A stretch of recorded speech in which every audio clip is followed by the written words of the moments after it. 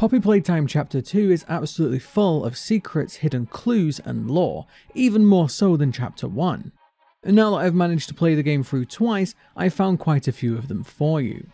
So obviously there's going to be major spoilers for Poppy Playtime Chapter 2 in this video, and if you haven't got around to watching it yet, I already have a playthrough on the channel if you want to watch rather than play. I'll leave a link in the description below for that one. As usual, when I do this type of video, if I found something that you missed, consider subscribing, as it really helps out the channel and it makes it more likely that you'll see my future uploads as well. With all that out of the way, here are 10 things you might have missed in Poppy Playtime Chapter 2. Number 10. Organs. Starting you off with a nice one today. So most of Poppy Playtime Chapter 2 revolves around 3 games: Musical Memory, HUGGY, and Statues. The first of these 3 games, Musical Memory, is essentially a Simon Says type game. The player is instructed to stand in this circle, listen to the sequence of colours, and then press the corresponding buttons. Seems simple, right? Well, it would be if it wasn't for Bunzo Bunny. This evil looking critter is slowly being lowered down from the ceiling. If you take too long, or if you get too many wrong, you will quite literally get clapped. Now at the end of this game, it does start to get a little bit dark. They start to add words, letters, and symbols, as well as the colours. Now, some of these are a little bit sinister, which is not out of the ordinary for a horror game. But actually, take a moment to think about this. This game is designed for the children, and it does seem much more like a test than a game. But even before the end of this game, something kind of stands out, and that is the word orange. Now, I know different people have different accents, but when I listen to this word orange, it doesn't sound like it's being pronounced properly to me. In fact, it sounds much more like the word organs. Now, I commented this on my playthrough, but every time I heard this word, I heard very subtly the word organs. Organs. Another creepy detail, right? But I actually think it goes deeper than that. I think this is potentially a way to desensitize the children. Think about it, whoever the children are going through these tests, probably the orphans, are potentially being tested to see if they could become the new future living toys. A process that's probably quite horrific. This could even be a way to test who would have the stomach for it, and to desensitize the children so they wouldn't find the process just quite as horrifying. This goes even further with the next colour choice. The one that tricked me was the colour violet. Not only does this pop up behind you, making me frantically search for it, but violet is another odd choice. Why not just choose purple? I think that's because violet is much more close to violence. Once again, I think this test is designed to desensitize children, to train them, to get them ready for the future experiments. Even if I'm wrong about this, you can't deny that it definitely sounds like the word organs. And once you hear it, you won't be able to unhear it. Number 9. HUGGY lives. Yep, you heard that one right. In Chapter 2 of Poppy Playtime, we actually have some evidence to suggest that HUGGY is still alive. And yes, I do mean that HUGGY. If you remember back to Chapter 1, the last time we saw HUGGY, we, well, sent him tumbling. But if you thought that might have been a little bit too easy, well, it seems like Mob Games agreed. Towards the end of Chapter 2, there is a very easy puzzle that gets you a Bunzo Bunny. You need this bunny to get through the door, just like you needed the cat bee in Chapter 1, just before you meet Evil HUGGY. Very interestingly, if you look closely at the wall here, you can see these. Now at first I thought they were scratch marks, and in fact, I didn't pay too much attention to them on my first playthrough, but on my second playthrough I took a little bit more of a closer look, now that I had brightness options, and I actually saw that they were hairs. These are HUGGY's hairs, and they're covered in blood. This pretty obviously to me shows that HUGGY has climbed up here. Now, it's most likely the HUGGY that we dealt with in Chapter 1. After all, he fell down and we didn't see him land. Now, we don't actually know how tough HUGGY is. After all, he is a doll or a toy or a living toy. But we don't know what that means. Yes, he's got blood inside him, but that doesn't mean he's as vulnerable as humans. He might be much more resilient. After all, he is a toy. Either way, it seems like HUGGY has dragged himself up here, and I bet he's somewhere in the factory looking for us. Speaking of HUGGY though, brings me on nicely to my next point. Number 8. The Cursed HUGGY returns. If you watched my original theory videos, you'll probably remember the Cursed HUGGY. We made several points about this creepy version of the small HUGGY that was found near the podium in Chapter 1. Now I described this HUGGY as cursed, and it seems like Mob Games have agreed with me, because he's back, and he's even more cursed than ever. In the rejected toy area, you can find several instances of the small HUGGY. You can find this one who very interestingly, and I can't believe I'm getting into this argument again, looks like he's moving. I also want to point out that it could just be the camera sway of the player, but I look at other toys and they don't look like they're moving. This one kind of does. Maybe it's just in my imagination. But what's really interesting is we can find another cursed HUGGY. We find this exact one, which is exactly the same as the one in chapter 1. And guess what? This one is also cursed. Every single time I try and interact with it, drag it around, this happens. It seems like not only was I right that he's cursed, but so is the code. Interestingly enough, this doesn't seem to happen with any other toy in this area, just the cursed HUGGY, which I'm really not sure if this was a deliberate thing or just a very happy coincidence. Number 7, the oven meme. Now in this same area you can find a number of these ovens. These ovens were recalled because they were giving out children third-degree burns, which isn't particularly a good thing for a children's toy now, is it? But if you actually look on the back of them, you can find this meme. The words are as follows: why do they call it oven when you off in the cold food, out of hot eat the food? Now, this might seem very confusing, and the internet agrees. This was a very famous meme back in the day. Apparently it came from Reddit and somebody just decided to post this, apparently. Not really sure what they were trying to say, and I don't think many other people did either. This spawned a bunch of memes, most notably the Garfield version. I guess somebody at Mob Games just really liked it and decided to add it on the back of this oven. And yes, I'm still trying to figure out what the hell that person was trying to say. Number 6, the broken voice lines. So throughout the game you'll find a number of iconic characters with these message boards, I guess you could call them. These are cardboard cutouts that actually speak to you when you press a button. Now, if you actually keep pressing them, almost every single one has a hidden detail or some sort of creepy lore detail. For example, most of them will have some sort of garbled audio.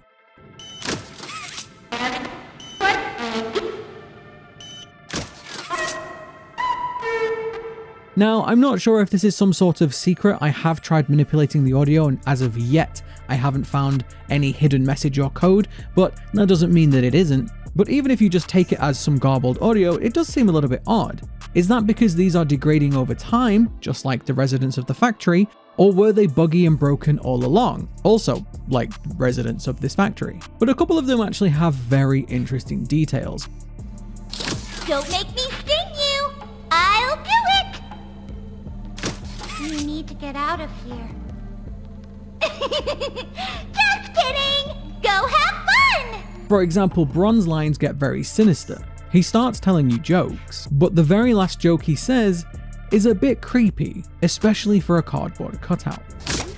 What do you call the scariest dinosaur? Me! We also then have the Candy Cat. In this case, Candy Cat will ask you to feed them. You continue to feed them until they ask you to stop. It eventually turns into a sort of weird torture. Nom nom nom! Stop! Nom nom nom! Which again is very, very odd considering this is a cardboard cutout. Did somebody program it like this, or was this a natural recording? I'm not entirely sure what's going on here, but it seems very odd that Playtime Co would create these this way. They seem to have either been corrupted, degraded, or, well, who knows. Number 5, foreshadowing. Like many horror games, Chapter 2 has many foreshadowings, but one of the most interesting is we actually have a huge foreshadow into what's going to happen to Mommy Longlegs. Towards the end of the chapter, we know that Mommy Longlegs gets caught in this machine and, well, we end her like we did HUGGY. Interestingly enough, in this dark section where Mommy Longlegs is stalking you, we can actually see a huge foreshadow of this. This poster exactly shows what's going to happen to Mommy Longlegs. The machine is exactly the same, and while it shows a grab pack, it does show the danger of getting close to the machinery like this. And as I've said before, Mommy Longlegs' hand is very similar to a grab pack in both mechanics and looks. But we have another one just before this sequence. Once you make this cog, you see yet another foreshadow in this safety message. It warns you not to get your hands too close to the machine, and perhaps if Mommy Longlegs had taken these warnings a little bit more seriously, perhaps we'd be the one being taken by the claw. Number 4, the nameplate mystery. Now, I have to admit, I need a little bit more time on this one. I haven't been able to completely figure this one out, and I'm sure somebody in the comments will, but I'm probably going to try and figure it out in my own time as well. Once you jump in this hole chasing after Poppy, you end up at this slide. Now, these seem to be slides for the staff members to get around the factory, and most of them are named. We can see this is Elliot Ludwig's, we see Stella Graber's, we see Laith Pierre's, and we also see Eddie M&R's. Now, I didn't know who this was, but later on in the game we do find a note by this person. But most interestingly, the one to the far right has all of its letters missing. Now, if you turn up the brightness a little bit and look on the floor, you can see a scrambled mess of letters. I'm not sure why this person's name is scrambled like this, maybe it's somebody that hasn't been revealed yet. But these are the letters that we can find. JAHYEONIBAM. Does that make sense to you? So far all I can get is Jamie Hyunba, and I'm not sure that's entirely correct. Whoever it is though, it's very interesting that their letters are on the floor and everyone else's are intact. This definitely seems like some sort of mystery, and I bet we're going to get more clues for this in Chapter 3. Number 3. Changes from the trailer. Now, the trailer of Chapter 2 was analysed by many, myself included, as it contained a number of clues and details of things we were going to find in the chapter. But interestingly enough, a number of things were changed. Whether this was a deliberate move by Mob Games to keep things hidden, or whether this was just something that naturally occurred, I'm not entirely sure. But here are just some of the things that were changed off the top of my head. PJ Pugapillar in the trailer looks very different to the one we get in game. In fact, he looks far more like a caterpillar in the trailer, and definitely now more a dog-caterpillar hybrid thing. Yeah, I didn't understand Pugapillar meant he was half pug, half caterpillar until this game, and now I'm not sure that I like it. Musical memory was also changed. In the trailer, it was Daisy that was being lowered down, but in the game, it's actually Bunzo Bunny. Why these were changed, I'm not entirely sure, but it could be to throw theorists off. After all, this game has been absolutely analysed to death by myself and others because, well, it was just so interesting. Either way, this means we have to be careful with analysing future trailers, because we can't guarantee that what we see in the trailer is actually going to make it into the game. I'm sure there are other ones that I missed as well, and if there are, let me know down in the comments. Number 2. Secrets in the children's drawings. Now, this area of the factory is home to many children, I believe the orphans, and I actually believe that this area is not open to the public, something that I will discuss in a future video. But one thing we can find in this area are a number of children's drawings. Now, most of these are just pretty cute children's drawings, but a few of them seem to have potential foreshadowing. For example, look at this one. There is a candy cat here which looks like it's trying to eat a person. Maybe I'm just overanalyzing it, but it definitely seems like there's something wrong with this candy cat to me. Perhaps the child saw one of the candy cats acting up. But even further to this, there are a number of children that look eerily similar to some of the characters from Playtime Co. You can see this girl looks very similar to Poppy, although with a different colour palette. This girl is almost identical to Kissy Missy, and this boy looks very similar to Huggy as well. Now, while this might just be the children drawing themselves and the characters similar because they identify with them, it also could be a foreshadowing that these children would quite literally end up as these characters, and after all, we have a lot of evidence in this chapter to prove that to be the case. Did these children know that that was going to happen to them, or was this just an unfortunate coincidence? Either way, it's very creepy to think that the children predicted that people were going to be turned into dolls. Number 1. Even more foreshadowing of 1006.